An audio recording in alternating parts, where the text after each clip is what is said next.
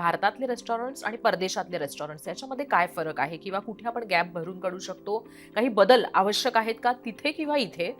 कारण तुम्ही बराच प्रवास सुद्धा करता असं ऐकलेलं आहे. सगळ्यात मोठा फरक असा आहे की परदेशी एव्हरीथिंग इज प्रॉपरली सिंक्रोनाइज्ड. म्हणजे एखाद्या एरियामध्ये 5,000 घरं असतील तर तिथे हजाम किती लागतील ह्याचं पण त्यांच्याकडे सायंटिफिक डेटा असतो आणि त्याच्यापेक्षा जास्ती ते लायसन्सेस देत नाही.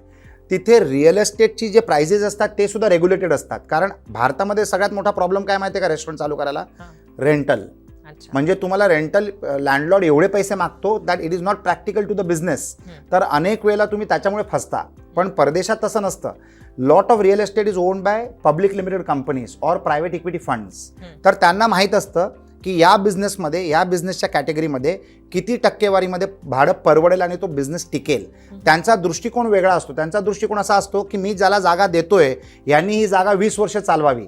त्याच्यासाठी त्याचं प्रॉफिट कसं होईल याचं गणित ते जागा द्यायच्या अगोदर मापतात. पण आपल्या देशामध्ये अजूनपर्यंत ते कल्चर अजून डेव्हलप झालेलं नाही आहे. एखादा लँडलॉर्ड जर असला त्यांनी जर तुम्हाला एका जागा भाड्यावर दिली तर जर त्याला तुम्ही भाडं टायमा टू टायमाला जर वाढवून नाही दिलं तर he will get you replaced. आणि तुमच्यापेक्षा जास्ती भाडं देणारा माणूस रेडी असतोच. तर त्या बिझनेसला तो धक्का असतो. तर मला असं वाटतं की ह्या गोष्टी आता चेंज होणार आहेत.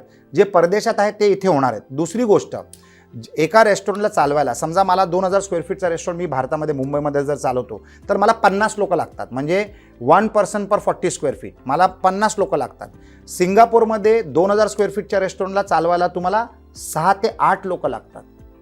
का? तर तिथे एक माणूस ही सो स्किल्ड, सो एज्युकेटेड की त्याची प्रोडक्टिव्हिटी, एका माणसाची प्रोडक्टिव्हिटी 5 माणसांच्या बरोबरची असते आणि तो पगार घेतो 2.5 पटीने. म्हणजे एखादा इंडियन एम्प्लॉईला जर त्याला 40,000 रुपये मिळत असतील तर सिंगापूरच्या त्याच कॅटेगरीच्या माणसाला 1 लाख रुपये मिळणार. पण तो 5 लोकांचं काम करतोय. तर ते रेस्टॉरंटसाठी सुद्धा चांगलं आहे आणि त्या माणसासाठी सुद्धा चांगलं आहे. आणि तिकडची कॉस्ट ऑफ लिव्हिंग पण तशी असते. तर the productivity of manpower output develop कंट्रीजमध्ये प्रचंड जास्ती असते. तो एक फरक आहे आणि रिअल एस्टेटचा एक फरक आहे.